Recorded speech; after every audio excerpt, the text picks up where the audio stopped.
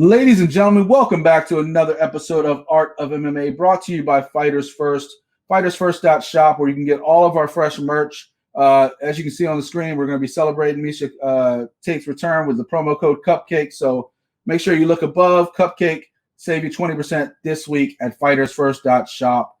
And, of course, joining me as always, you can see him rocking his Fighters First Shop shirt. He's got the Bruce Lee shirt on, talking about the mechanic, Brandon Cuttino. Brandon, what's up, buddy? How you feeling today? Good, man. It's a Wednesday. Time to talk some fights.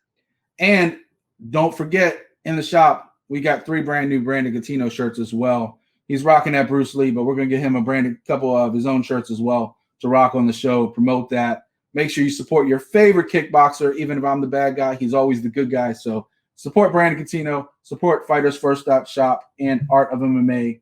If there's any confusion, by the way, folks, FightersFirst.shop is our shop.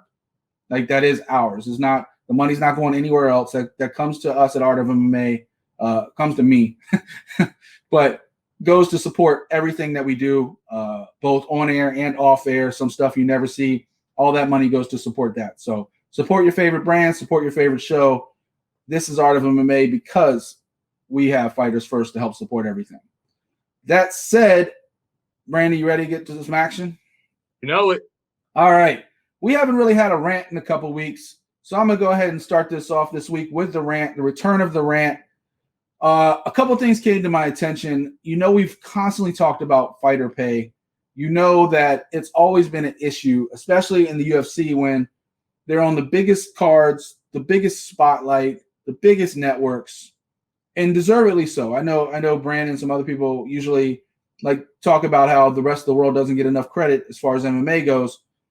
But the UFC has earned, in my opinion, their spotlight up the top of the food chain. Like they've been around the longest, the most consistent, and they fought their way up to the top of the food chain. And now they might run it like a mafia, but they're still at the top of the food chain.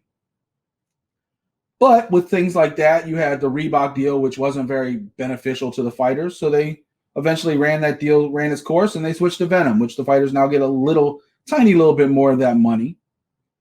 But then they go out and sign this crypto deal. Well, everybody's favorite MMA journalist, and I gotta tell you, Brandon, I'm starting to like him. I hated him for years. I am starting to like Ariel Helwani, especially now that he's free of ESPN. But everybody's favorite MMA journalist, now that he's free, he can say whatever the hell he wants, which also is going to another point when I'll get to in a second. That crypto deal, Brandon, guess how much the fighters get of that crypto deal? 10%? 5%? 0. Dustin Poirier was rocking that crypto shirt, those crypto fight kicks out to the cage. You know how much he got of that? 0. That is purely going in the UFC, Endeavor, WME, all their pocket. And while they did kind of boost up some of the performance bonuses for major cards to like $75K, that's not every card. And that's pretty much only when they feel like giving it out. That doesn't make up that you're making an average of $17.5 million on the back of these fighters, and they're not getting a penny. Any other major league, whether it's baseball, football, basketball especially, like players get 51% of everything in the NBA. Why? Because they're the product. They're the brand. Like, these owners are making money basically on the back of these fighters, and these fighters are going out there putting their blood, sweat, and tears, sometimes for $12,000, $12,500 or whatever it is now. And if they lose, that's it. You're talking about paying back coaches, paying back training camps. When you're an independent fighter or on the regional scene, you could rock an Art of MMA shirt. Maybe we got a sponsorship deal. You can rock Head Rush or Venom or Tap Out or any of these other brands throughout the years. You can rock the small mom and pop shop from the corner if they want to throw you a couple $1,000s to be on your kit.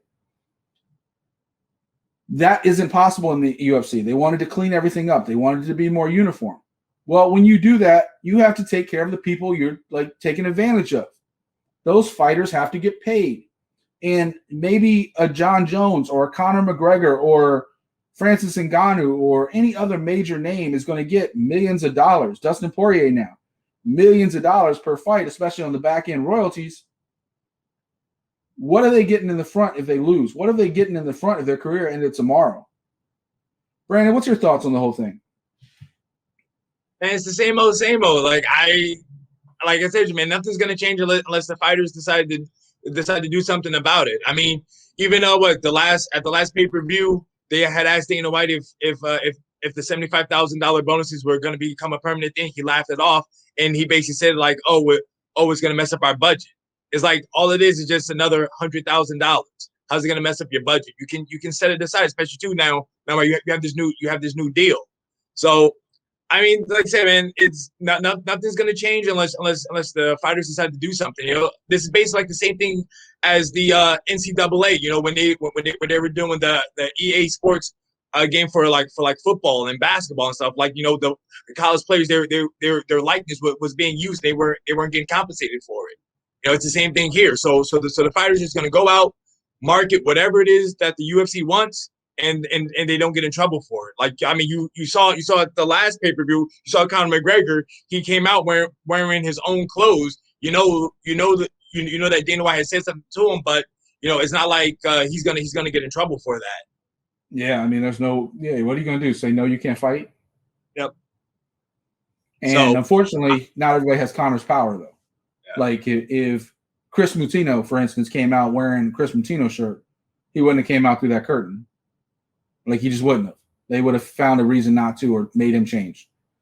And then of course Dustin usually doesn't try to get too much controversy, so he's always going to pretty much toe the company line. Not saying he's sucking up or anything like that. I'm just saying he tends to lay low. The thing with Dustin Poirier though is at least like he gets to show off his hot sauce. Even at the press conference, yeah, he has a bottle. They actually came and put 2 bottles down for him. So at least he must have something going on with them. Where it is that he can show off his hot sauce. Yeah, until Conor threw his. Conor was like, I don't want this shit. Which is ironic too. And another side note, because I'm pretty sure Conor sold most of his stake in Proper 12, but he still promotes the shit out of it. Yep, he did. I don't know if he still has like an endorsement deal with them, but he sold it like not all of it. I think he definitely sold at least most of his shares. So Conor got an extra like $100 million in the bank last year over that sale alone.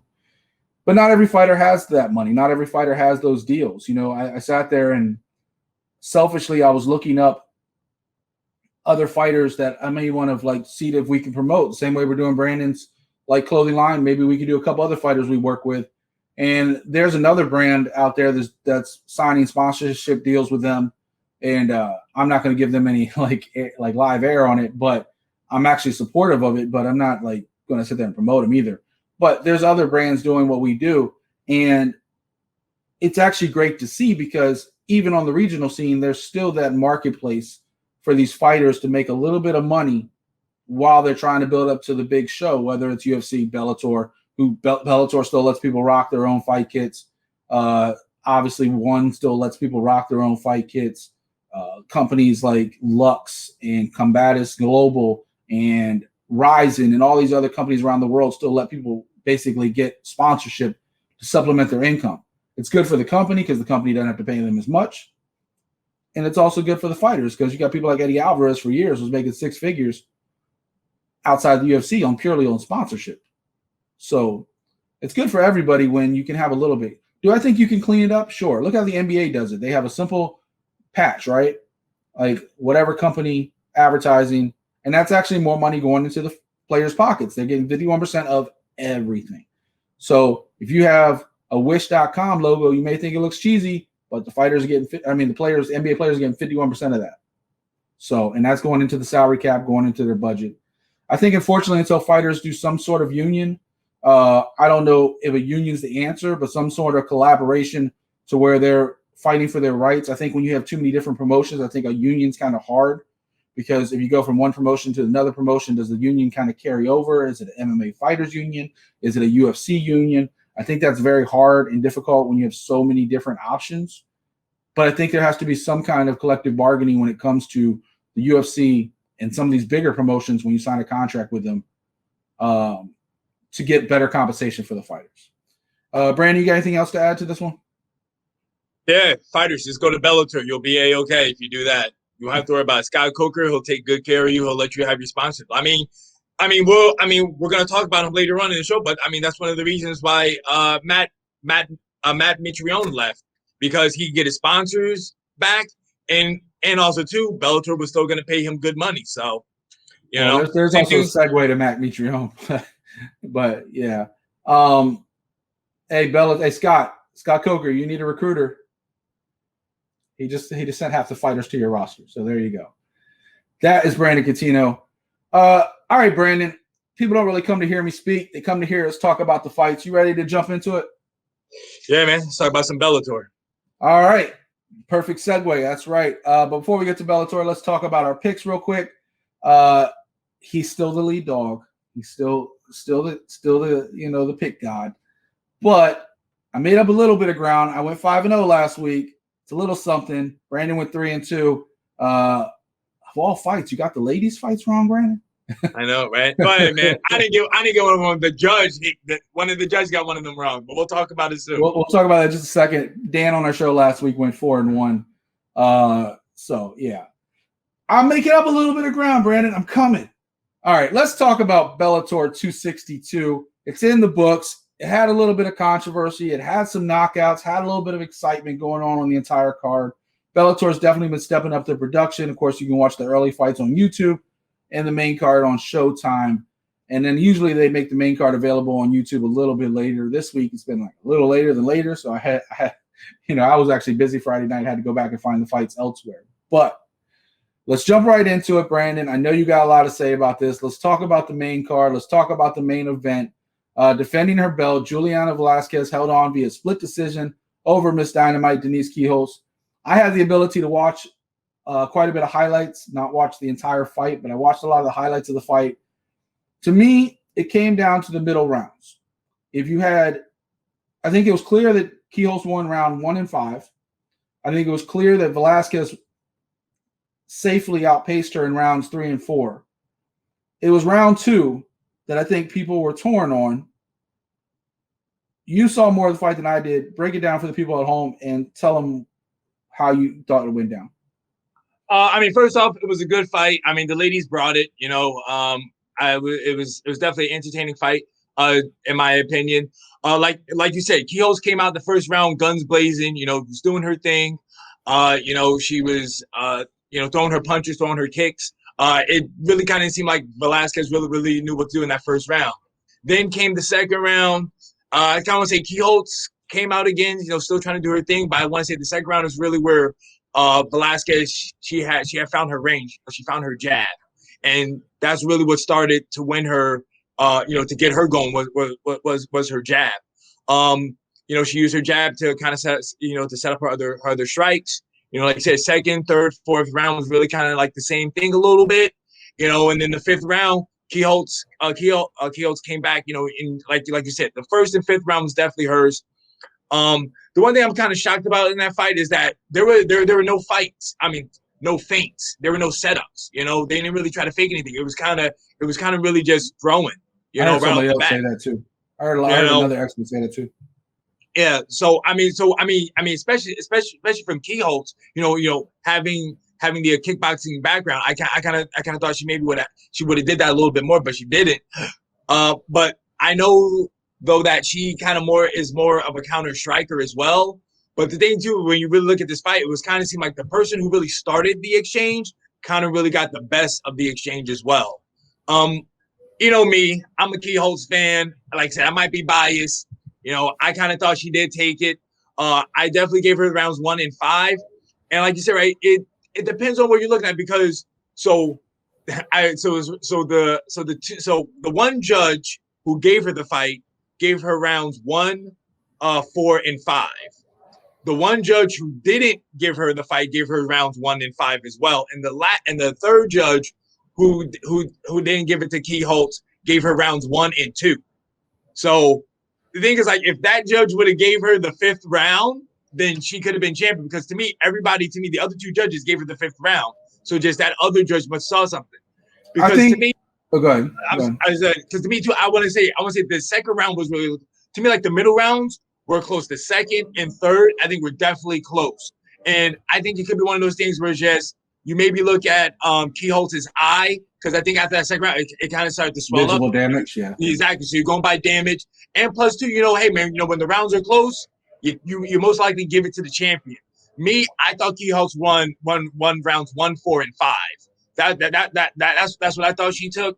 But like I said, I mean, I'm not disappointed that Velasquez won, or I'm not saying it's a robbery or anything like that. Like I said, it was a close fight. Both ladies brought it, and yeah, I mean, I maybe wouldn't be surprised if maybe they did a rematch, because it's like, who else is there at 125 unless you are going to give it to I Am Gorilla, because she probably is next if they don't do a rematch. You think she's going to fight at 125? Is that what she's been fighting at? I thought she was still at 135. No, 125. Yeah, because Bellator doesn't have 135. Oh, okay. But Bellator only has 125 and 145. No, I mean, Liz has definitely earned it. But back to this fight, a couple things kind of come to mind. Like you said, you got to go out and you kind of hinted at it, but you got to go out and beat the champion, right? Like, you can't just try to edge out a champion in points. Like, you got to go out and beat the champion. You got to take that belt. And this fight was close enough to where you couldn't. If you had to question this decision at the end, then maybe she didn't do enough.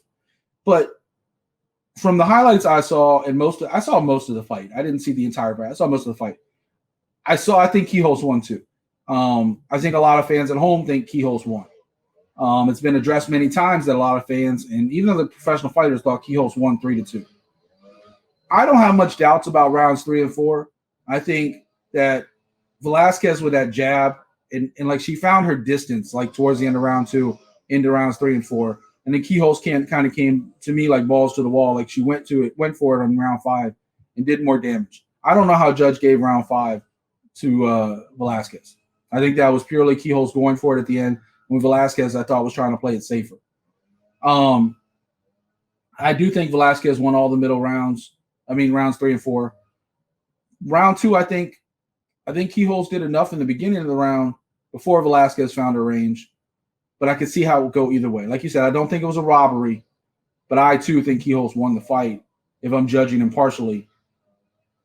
But I'm not mad that Velasquez won the belt, because, like I said, you got to go out and take the belt from the champion. You can't just assume that you can go out and win. And also, Bellator doesn't seem to have women's rankings. They have all the men's rankings up, but I don't see women's rankings. Get on it, Bellator. All right. I mean, they should, because they do have women's rankings. I know that because who Liz Camus fought last time, man, I can't remember the name, but the girl from Japan, I think she was ranked number 4. I see the pound for pound rankings, but I don't see their divisional rankings for the ladies. Oh, here it is. I finally found it.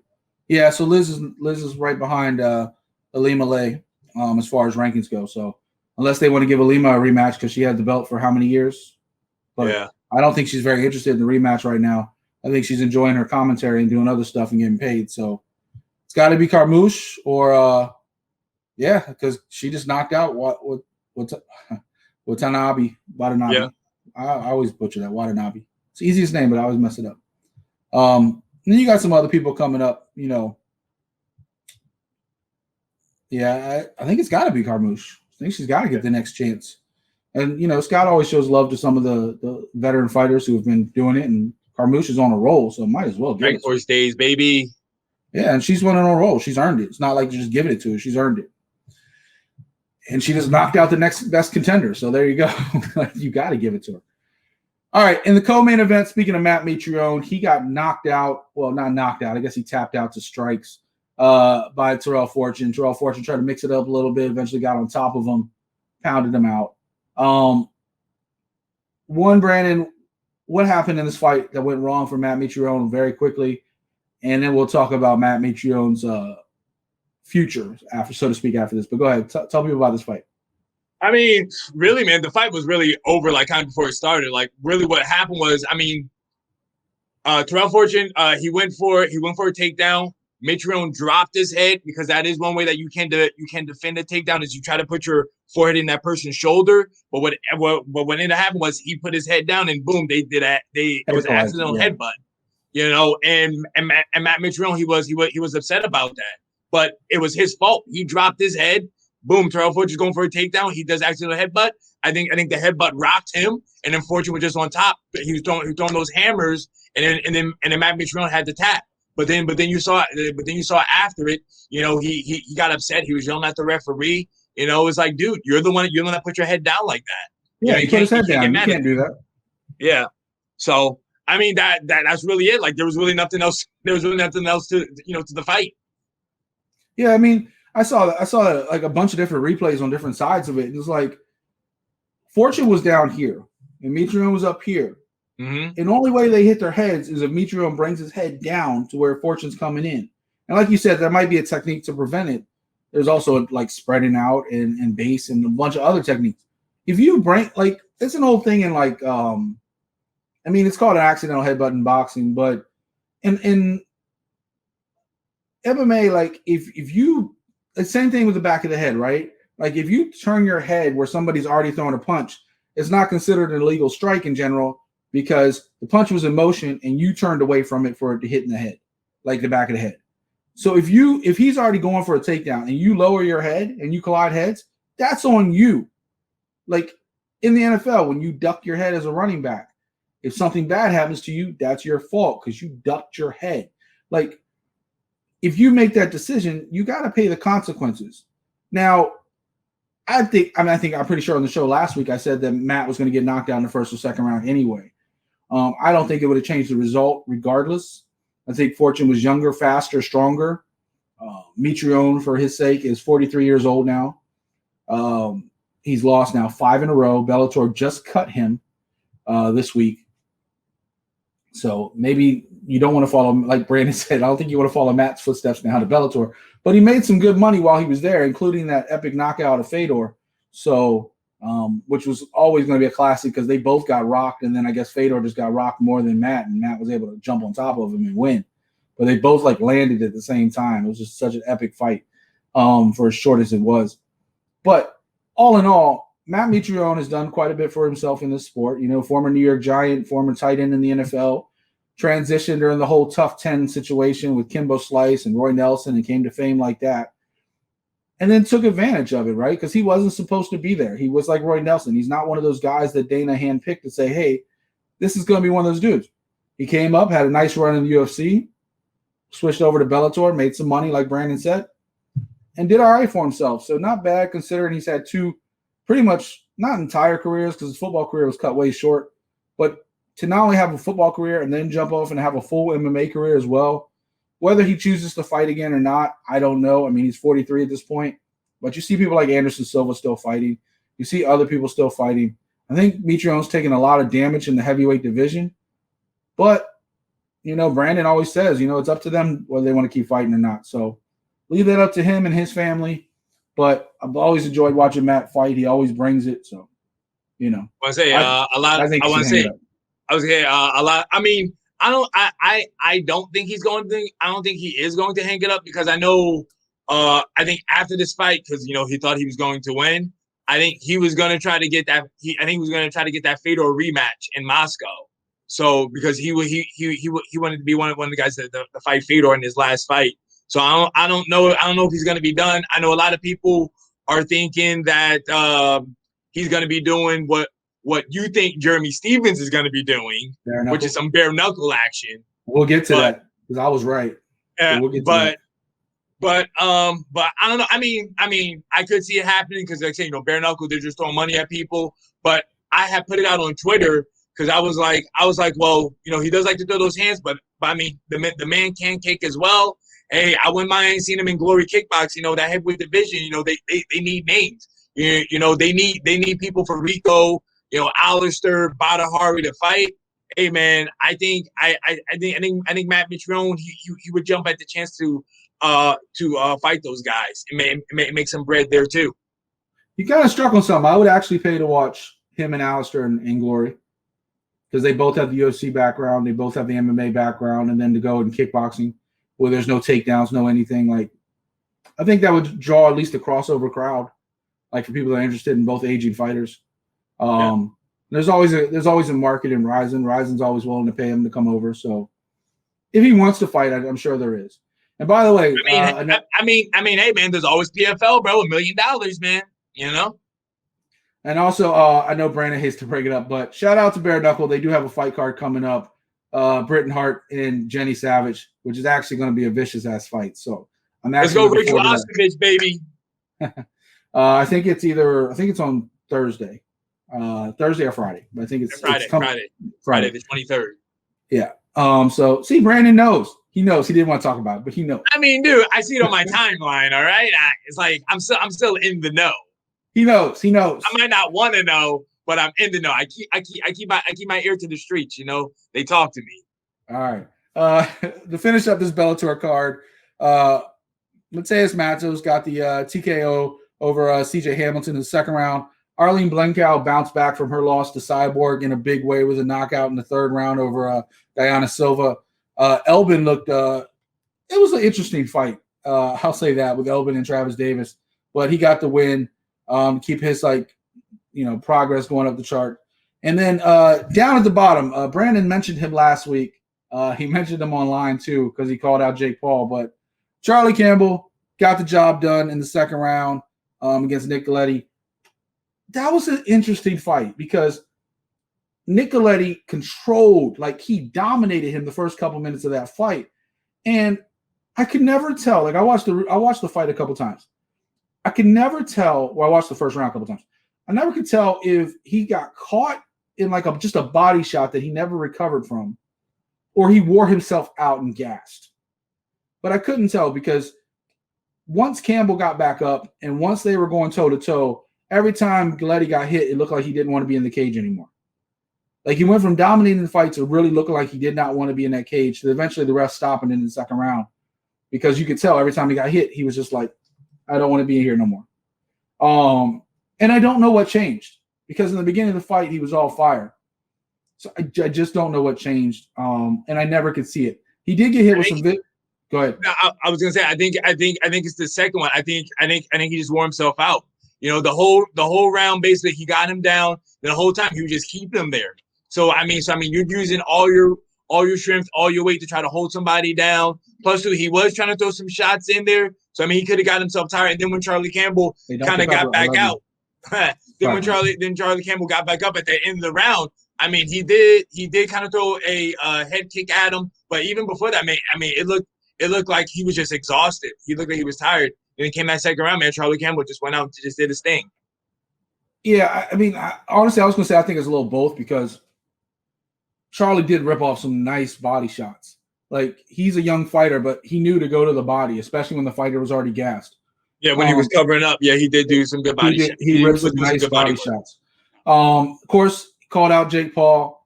Once that money fight, Jake Paul doesn't even really care who he is, so I don't think we're going to see that anytime soon. Jake's more interested in fighting names, whether he wins or loses. He wants that money, and that's all Jake Paul cares about. So young fighters, you're trying to call him out. I saw Tyson Fury's little brother, his little brother was trying to fight Jake Paul. I mean, Tyson Fury's trying to set that up. But who's actually an up-and-coming good boxer in his own right? I can't remember his name right now. It starts with M. No. Of course, right after we go off the air, I'll be like, yeah, that was his name.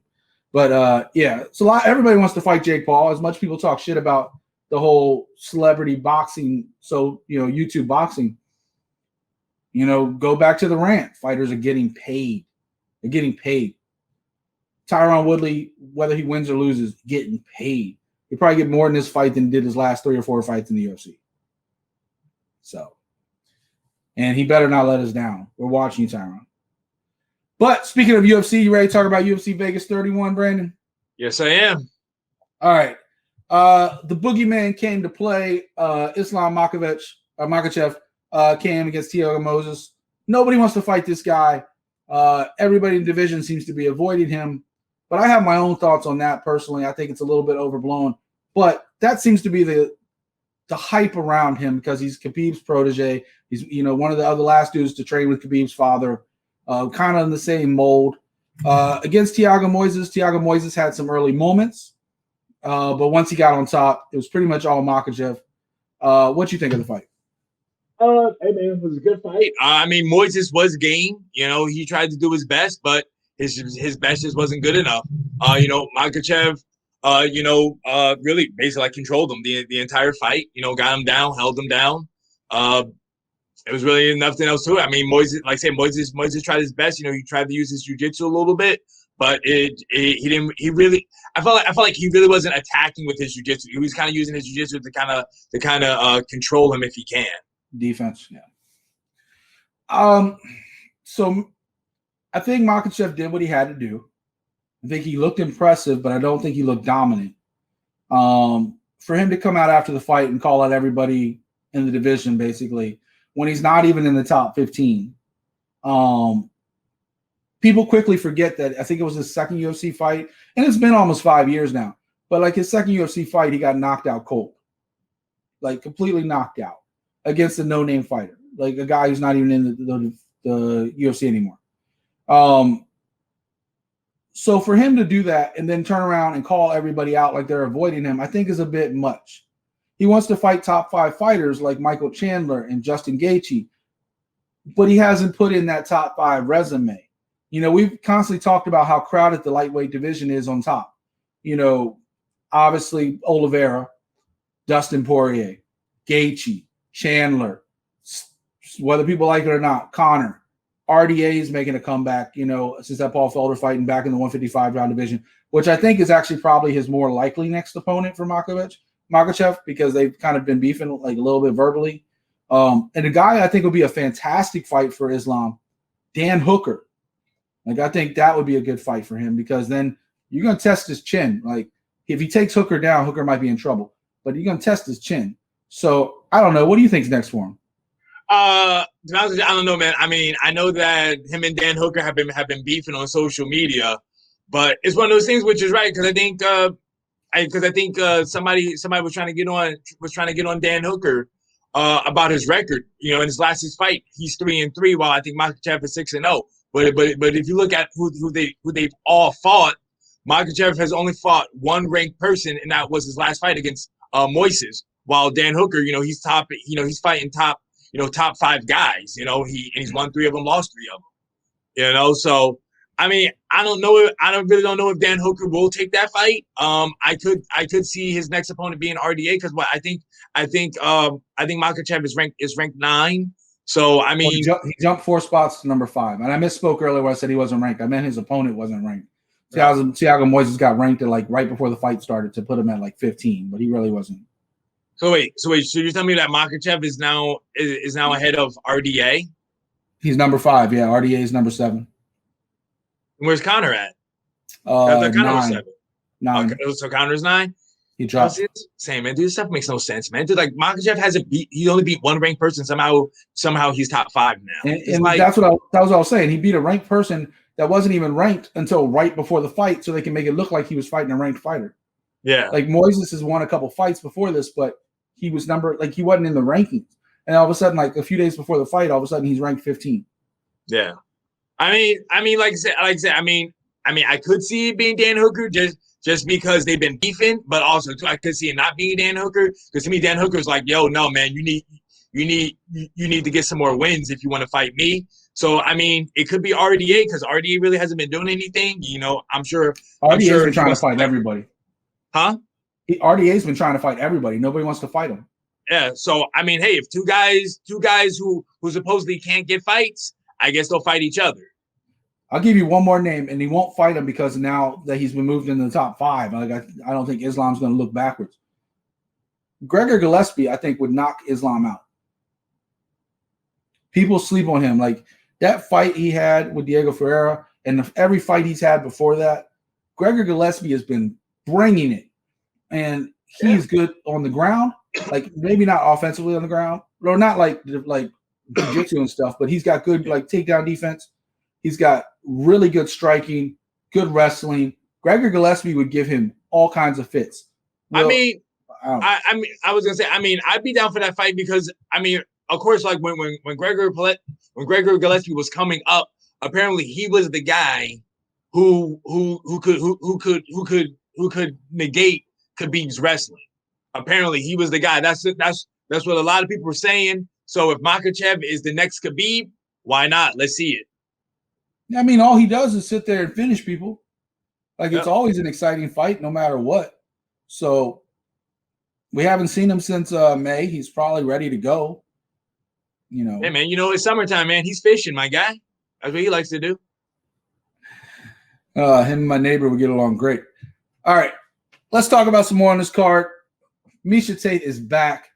She looked fantastic. I mean, obviously against an aging fighter like Marion Renaud, who lost a few fights in a row. But Marion Renaud is no pushover. She has been a very tough fighter for a very long time. Miesha and her have a great mutual respect. One person's coming back, one person's leaving. It kind of was a great story going into the fight. But two things that kind of stood out to me. One, Miesha looked in fantastic shape. Like, she looked like she was, like, her arms and everything were chiseled. Like, she's been training for this for quite a while. And two, while she looked a little bit like the first few exchanges, she didn't look like she was, like, I don't want to say cage rust, but she definitely looked like she had to feel it out a little bit. But once she got in the rhythm of that fight, it was all Miesha Tate. She went high, she went low, got her on the ground, finished her out. I thought Miesha looked fantastic. What you think of that fight? Hey, man, you're right, man. Props to Miesha Tate. Like I said, I had picked Marion Renaud to, come out guns a-blazing in this fight, because it was her last fight. I think she had her husband and her son in her corner, and it was just a dub, man. It was flat. Like, she didn't do anything. It was all Miesha Tate. Miesha Tate won rounds 1, 2, and she was definitely winning 3, and she finished her. And Marion Renaud has never been finished. And Miesha Tate was the first person and the last person to do it. So shout outs to Miesha Tate. I'm eager to see what's next for her. I know who I would like to see her fight now. Holly Holm. I'd be down for that fight because I'm a Holly Holm fan. But there's somebody else who I kind of wouldn't mind seeing her fight. But we'll see if they give her the fight or not. I forget my name. My girl, Jessica Rose Clark. Yeah, that's her name. Yeah. Okay. Heather. Yeah. No. Because she's been out with her knee surgery. Oh, okay. I think it's a little premature for Miesha to be talking about any kind of like title. I just don't see that any kind of like way whatsoever. However, it's one of those things where Miesha is a former champion, so she's automatically in the title picture, right? Whether she earned it or not. I do think she needs a couple more fights before she ever steps foot back in the cage with Amanda Nunes. I think that's a different kind of animal that I think Miesha needs to get ready for. However, I do feel that Miesha looked fantastic. I'm excited to see what's next for her. And let's look. Holly Holm wants the rematch. Miesha says she's down for it. Holly's ranked number 2 in that division. You want to get back to Nunes? Take care of Holly Holm again, which is no cakewalk because Holly looked fantastic against Aldana last year. So I mean, like I'm down. Like, say I'm down for the Holly Holm fight, but then it's like, okay, so what are you trying to tell me? Like, the winner of this fight is going to, become the number one contender. Brandon, who's next? Like we've just talked about, like Aspen Ladd's finally coming back from the injury, but we talked about this. Julian Opinion's only getting a fight now because there's nobody else. No, I think if Ladd wins, I think Ladd is next because I think Ladd would have been next, but she got injured. Well, because Ladd is ranked number 2. 3. 3. But there's also the another boogeyman in the division, so to speak, a boogie woman, GDR. Nobody wants to fight her either. And I don't think Miesha and GDR have ever fought. That would be a fantastic fight, too, if you want to give her a top contender to see where she is. I mean, Ronda got knocked out cold, and they threw her right back into a title fight because of her name. I'm not supposed that Dana's going to do that in 2021, but Miesha's a former champion. She left to go have a family. She didn't leave because she lost. She's been chomping at the bit to get back. She did. She got one fight. She got to get a tough person. Let's get her like a top 15, top 10 person. That wins. Then get her a top 5 person and do that. Maybe by next year, she might be fighting for a title as quick as it moves in the women's division. But I agree with you. Aspen Ladd should be next if she takes care of business this weekend, which we'll talk about in a minute. But it's been a long time out of the cage for Aspen Ladd, so we don't really know what we're going to see. Who knows if she's 100%? She might just be fighting so she doesn't lose her spot because she's already been jumped by GDR and Holly Holm. So, well, it's because GDR stopped her too. Yeah, I mean that's her only loss. So, and Emmanuel Nunez and GDR don't seem to be interested to fight each other again. So, what do? I think GDR knows her limitations. I think she knows she's a dominant fighter, but if she can't beat Amanda either, then what are we doing? That's how Juliana Pena ends up in the title picture. She talked her way into it. She got it. And Brandon will get his wish in just a couple weeks. Other on that card, I said it. I stand by it. My pick was Gamrot over Stevens. I said he was going to beat him so bad, he'd send Jeremy Stevens to bare knuckle. You watch what I said, because not only did he beat his ass that badly with a quick submission, which actually I thought he was just going to knock him out, but submission's good too. People forget that Gamrot has such a really good ground game as well, because everybody remembers that fight, against Gaddafi, where they went like toe-to-toe for like 3 rounds. But this dude is a monster out of KSW.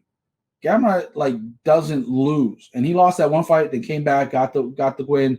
Now he puts Stevens out quickly. Stevens hasn't looked like a contender in 10 years. If he wants to keep hanging on, I'm sure Dana will probably give him another fight, but I would be surprised to see him get cut either. And hey, man, did you hear, man? Yo, Jeremy Stevens trying to get that money fight, man. He's calling out Conor McGregor. He's like, yo, man, let's finally throw. Let's throw some hands. They both like to stand up. He likes to throw hands. Conor likes to throw hands. He likes to throw calf kicks too. Hey, that's what he's saying. So he wants to get that fight. We'll see what happens. 5 losses in a row for Jeremy Stevens. Hey, Conor has 2 losses in a row. That's true, but that was the same fighter. And Conor's also a 2-time champ who put a lot of money in Dana's pocket.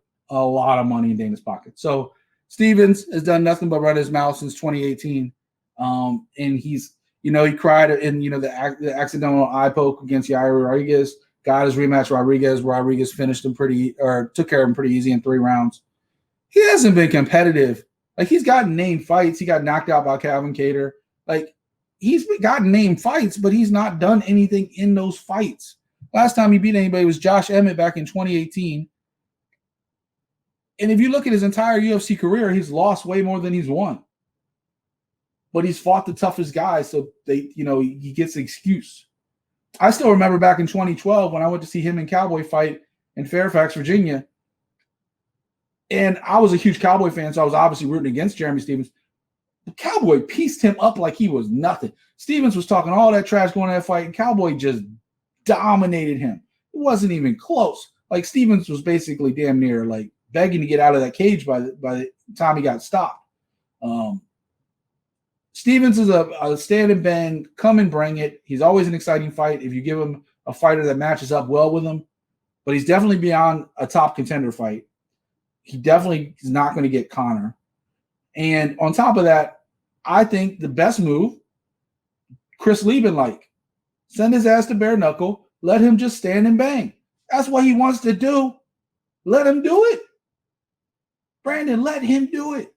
Or if he wants to go down to Game Bread, he can do Game Bread bare knuckle MMA. Yeah, bare knuckle MMA. There's a whole other option right there. Hey, if he gets cut, you know me, man. What I always tell people, man, you want to resurrect your career, just go to Bellator. Yeah, no, not even that. PFL. I mean, Bellator is high up there. The matches, go to the PFL. They need names, and also too, it's $1 million is always at the end for you. So that's what I say to him. By the way, PFL did just announce their brackets for the playoffs, but we'll talk about that closer when the fights get near, because it's like knocking on wood. Every time we sit there and talk about a matchup, right before the fight gets here, it's no, just kidding. Change the plans. Somebody got hurt. Somebody got something. So we're going to hold off before we announce it, but you can go to PFL, ESPN, and see their updated brackets for the tournament. Other fights real quick. Dan had picked Stoltzfus to beat Vieira. Rodolfo actually looked like he had a gas tank, looked like he paced himself. We'll get Dan back on. We're going to start bringing more guests on closer to pay-per-view time. Get Brandon used to putting up with my ass again for a little while. But he didn't gas out this time. He did his thing, looked good. My hometown boy, Tampa, Billy Corntillo, looked great against Benitez, got that TKO in the third. Daniel Rodriguez, Parsons was a late replacement. Rodriguez took care of business, knocked him out. Brandon, you want to talk about your pick? Amanda Lemos looked vicious.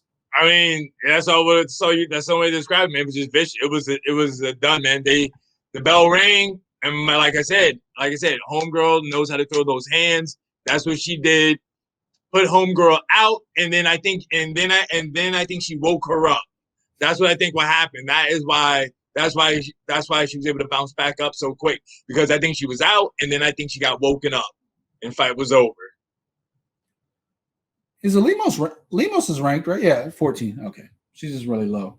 She should be much higher ranked, but that's a very crowded division. I think she just got ranked. That's what I think she just got ranked after that win. Who's next for her? Is the Angela Hill Tisha Torres fight gonna ever happen? Yeah, it's supposed to, yeah. If something happens with them, I'd love to see her step in that. Michelle Watterson, Felice Herring's always right there. So some fun fights.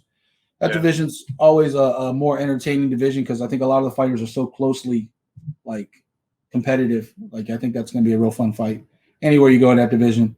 To finish out the card, few decisions and a TKO. Nascimento got the TKO in the opener. But overall, those fight night cards are always a fun night.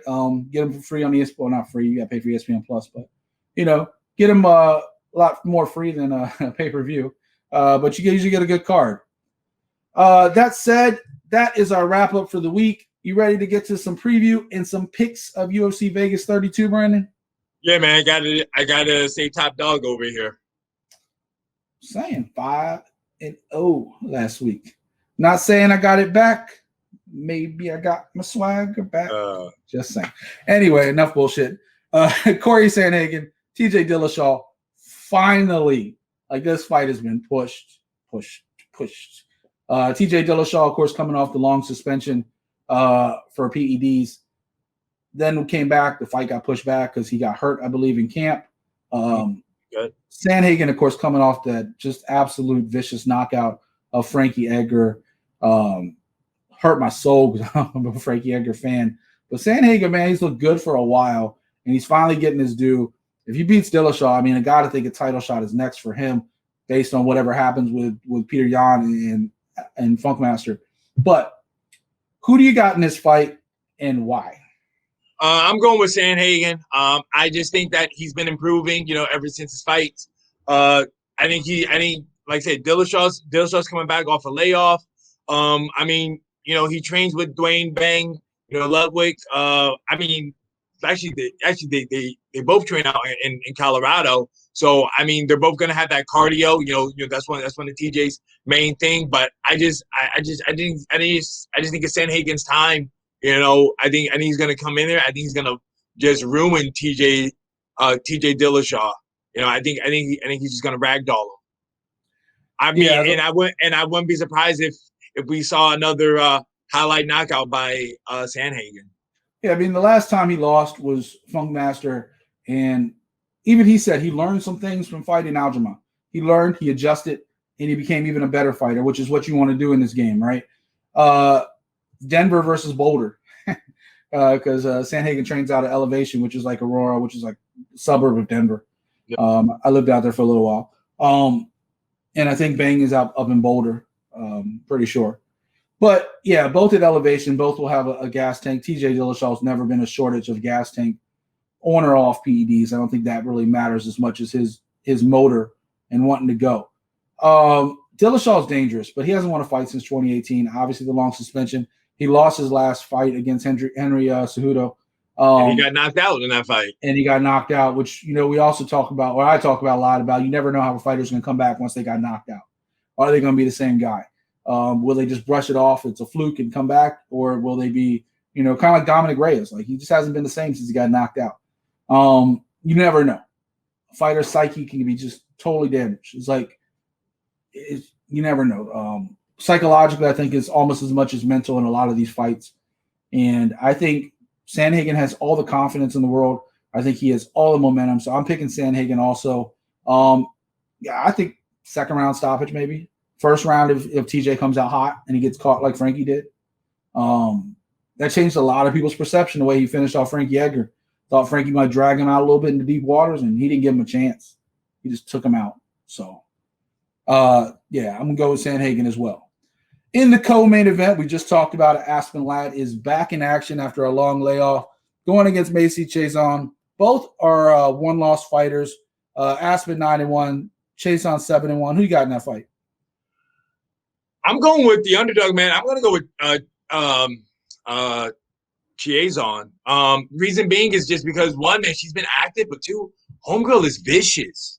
Like, she gets after it. She wants to knock your block off. She's like a female version of my boy Shane Burgos. Like, she wants to get in there, mix it up, and put you out. While, like, to me, like, say, like, we were just about Aspen Ladd, like, saying her last fight where she lost was GDR, and GDR like dropped her with a jab, and the fight was over. So I mean, like, I just think that the same thing's gonna happen, but it's just gonna be in more brutal fashion with this one. Like, the only thing I think we gotta worry about is if Aspen Ladd maybe does a takedown, tries to ground and pound her, but I just think she's gonna get touched up, and it's gonna be too much for her. Well, you also failed to mention that Aspen Ladd's last fight was a win in a knockout over Yana Kunitskaya, who's been very tough as of late. Aspen Ladd also has 6 knockouts. I feel like this is going to be a stand and bang fight. I think whoever gets touched first is going to be the one to win. And it's just a matter of how much ring or cage rust Aspen Ladd has. Is she going to be comfortable the moment she steps in there? Is she ready to go? Does she have the footwork and the movement after having, I think it was a knee injury for a while? Yeah. So is she going to have her legs under her to be able to move in and out against a fighter who's going to come and bring it, like you said? That's going to be, I think it's going to be a fun fight for however long it lasts. I think it's going to be a knockout one way or the other. Oh, man, I almost want to side with you because I think Chiasson's just been more active, but I can't move up the food chain if I don't pick against you. And I think Aspen Ladd has more to lose. She has that ranking on the line, and people have been waiting to say, oh, you're next. Are you ready? So she has to be ready, whether she's ready or not. So for that point, I think Aspen Ladd's going to come out a little bit harder and try to prove that she's where she's supposed to be and win the fight. So I'll take Aspen Ladd in that one. A lot of other great fights on this card. Who is your fight to watch? I think we all know, sitting at home, Tiger Schulman's. We know who he's going to pick. But Brandon, who's your fight to watch today? Or you know, man, I'm gonna go with my teammate Julio Arce versus Andre Ewell. Of course, you know, I'm picking Julio. I mean, when you watch Julio fight, matchup. I'm saying when you watch Julio fight, you know he always brings it. You know, saying he lost a couple of close ones at 145, but he's dropping back down to his natural weight class of 135. So I mean, if you guys think you saw something of Julio at 145, you haven't seen anything yet at him at 135. I mean, I could probably see him really getting a highlight finish. You know, either a knockout or a submission. You know, I think he could maybe win a performance of the night. That's, like I said, it's just a fun matchup. Whoever, like, when they booked that one, I was just like, because Ewell doesn't always win, but he's going to go 3 rounds. Mr. Highlight, that's his nickname, Mr. Highlight. Yeah, and he's going to bring him for 3 rounds, whether he gets finished or not. It's the last fight. I think he didn't go into the 3rd round. It was probably like 5 years ago. Like, he constantly will drag it out, whether he wins or loses. Julio's been kind of inactive through no fault of his own. Obviously, the pandemic. Before that, he had surgery and other stuff. But always an exciting fighter. You know, Julio's, it kind of reminds me of, like, here we go, people are going to tune off. It kind of reminds me of professional wrestling. You know, every time Julio gets in that cage, he's going to bleed. And the funny thing is, I was talking to him during that interview I had with him on Conversations before his last fight was supposed to take place. And the funny thing about the bloodbath that Julio's known for, and obviously you know the story, but it came from like one little scratch on the side of his head, and then it just kept bleeding. And then like it became like the biggest mess. But truthfully, it was like just a little scratch like right there that just kept bleeding. So it's funny enough, but Julio's bled in more fights than he probably hasn't bled in. So always a fun thing to watch.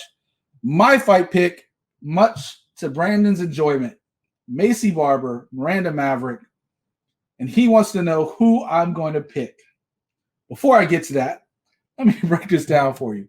Maycee Barber was the hot shot, right? She came up, she was knocking people out, Ronda Rousey style, talking shit, walking her talk. Lost 2 fights in a row to 2 very tough fighters, the veteran Roxanne Modafferi, the up-and-comer Alexa Grasso. Miranda Maverick, by the way, 8-2 versus 9-2. Miranda Maverick has been absolutely dominant since 2019. Ran through Jillian Robertson, much to Brandon's chagrin. Another one of Brandon's favorites. But the only other name you might have heard of in her UFC run is Pearl Gonzalez, who's now doing bare knuckle. Hasn't had the level of competition. We know on the ground Miranda Maverick is by far the more superior fighter. Same reason why Barber had trouble with Roxanne, able to grapple with her, something she's not used to. We know on the feet that Miranda Maverick is very capable as well. Barber, though, has knockout power. And I think that's going to be the difference. Does Maverick play Barber's game and stand and bang, or does she do what she wants to do and basically take her down and have her way? That's where this fight comes down to. Now, I know Brandon wanted me to pick Maycee Barber. I'm not. I want to pick Miranda Maverick. But I wanted him to wait to see why. And that's why. Like, I think Maycee Barber has every chance to pull off the upset here because I think she has knockout power. And Maverick, for her career, has done what her opponent does. You know, she sat there and went to the ground with Jillian and almost got caught a couple times, but she did have the better ground game, believe it or not, because she has the ability to ground and pound where Jillian's going to try to make you tap out. So once she started throwing punches on the ground, Jillian was kind of out of her element. Jillian made it a very close fight. People didn't realize how close that fight really was. Fast forward, Maycee Barber's had a very tough couple matchups. Alexa Grasso's on her way to the top as well. So it wasn't like a bad loss. Also, the first fight after she had, I think, knee surgery or something else as well. So her first fight back. So this will be her second fight. She'll look a lot better. But I'm picking Maverick in this fight. It's a tough call, though. I really think it's going to be a close, fun fight, despite what Brandon over there nodding thinks. But should be fun. A couple other fights on that card to take a look at that I think people should pay attention to. Obviously, not just the main two, but down the card a little bit. Mickey Gall's back in action. Always a fun fight. Mr. Beat Up Sam Punk. Ian Heinisch is back against Imavov. That's going to be a fun fight. Darren Elkins is back. He's fighting Derek Minor. Kyler Phillips, the Matrix, is in action on the main card. And then a fight I think is going to steal the show also. And I only could make one fight to choose, but I really wanted to also talk about Adrian Yanez versus Randy Costa. That's going to be fight of the night right there. That's going to be an exciting fight. It's going to be kill or be killed. That one of them is going to knock him out. I think Giannis just looks so sharp his last few fights. His striking is on a whole nother level than he used to be, and he's just gotten so much more technical. And then Sarge Eubanks versus CFFC's Elise Reed's on this card as well, making her UFC debut against a very tough Sarge Eubanks in a weight class up. So that's going to be tough for Elise Reed, but she's 4-0. She got a lot of talent. I was gonna say, is that a weight class up? Because I thought Eubanks decided that she was gonna stay at 135. So that's why I wasn't sure if that fight was gonna be at 125 or 135. Well, Elise fights at 125, right? No, she fights at 115. Yeah, so whether this fight is, I think this fight is at, I want to say this fight is at 25. But either way, it's still going up. I know. I mean, that's the thing, because I was talking to somebody and I was just like, yo, like her going up 2 pounds, because that's what I thought. Because I know Eubanks always had trouble making 125 and she decided to do 135. So that's why I thought this fight was at 135. But then I did see somewhere it is 125. All right, man. I hope Sarge makes weight, because I know she was having trouble dropping down to 125. Well, that's just another thing. Sarge is just a naturally bigger woman. Her having the trouble to make weight at 125, Elise Reed coming up to 125, to me, that's just a very tough matchup. We'll see if it's still level or not. Could be an upset for Reed right there.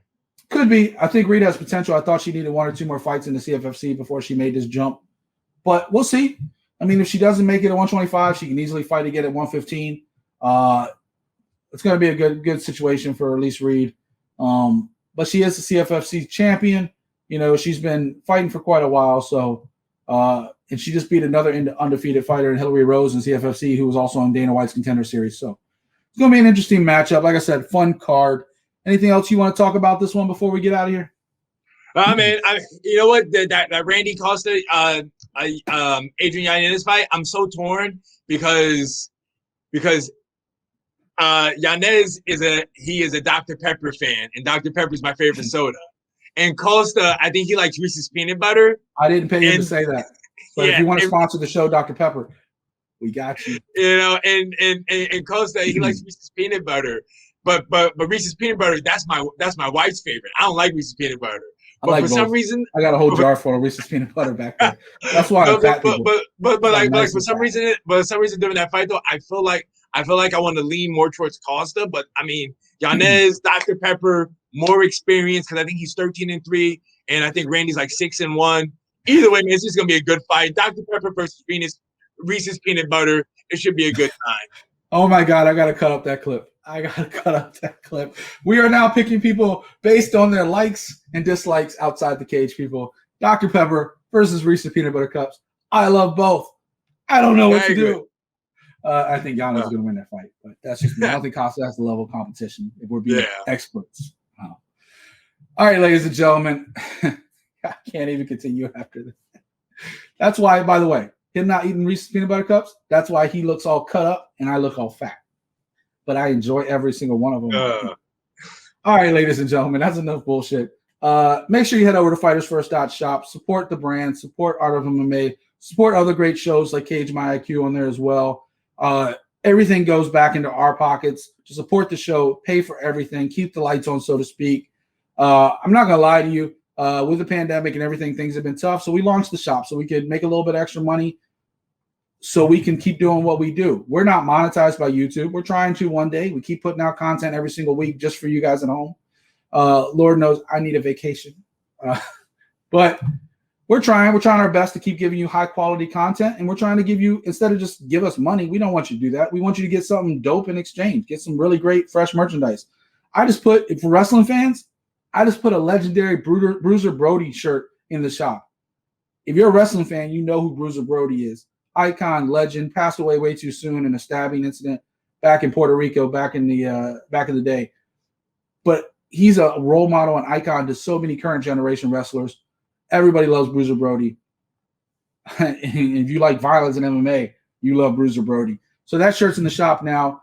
Use the promo code Cupcake. Save 20% this week and this week only, including on all of Brandon's shirts as well. So FightersFirst.shop. Make sure you support the brand. Anything else, Brandon? I mean, guys, just remember, like, subscribe, share it, man. Let your friends know about the show. Let your family know about the show. Spread the word. Let's grow it. Also, leave a comment. I want to know something.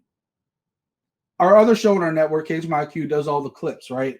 They break up the segments into clips and make that available. Is that we do chapters here? So you can go in the description, click on any segment, and go straight to it. Do you want us to cut the show into clips as well to make it faster viewing for you? If so, leave a comment, let me know, and something we'll definitely take and consider. I'm thinking about it, but I do the chapters too, so I think it's easier. You can just click on the chapter and go. But I want to know what you guys think at home. Let us know which is better. That said, for the mechanic, Brandon Cuttino, I'm Mike Ginn. This is Art of MMA. We'll see you back here next week to talk about the fights. Have a good one.